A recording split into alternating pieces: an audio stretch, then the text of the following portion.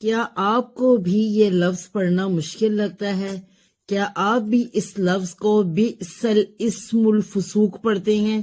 تو یہ غلط ہے۔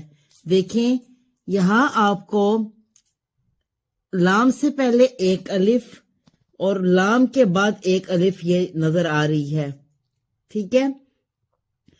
اب آپ نے ان دونوں الف کو نہیں پڑھنا، کیسے پڑھیں گے؟ با زیر حمزہ بی، سین زبر سا، بی سا۔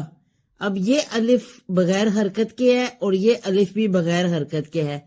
حرکت لام کے نیچے ہے، لام زیر لی، اور لام کی زیر جو ہے وہ سین کی جزم سے ملے گی، ٹھیک ہے؟ تو یہ کیسے پڑھا جائے گا؟ لس، بی سلس، بی سلس، میم پیش لام مل، بی سلس مل فسوق، فا کے اوپر پیش ہے، سین پیش موصو، واو ساکن سے پہلے پیش، ایک الف کے برابر کھینچا جائے گا اور کاف کی پیش کو بالکل بھی نہیں کھینچا جائے گا۔ تو اس کو کیسے پڑھا جائے گا؟ بئسل اسم الفسوق، بئسل اسم الفسوق، بئسل اسم الفسوق۔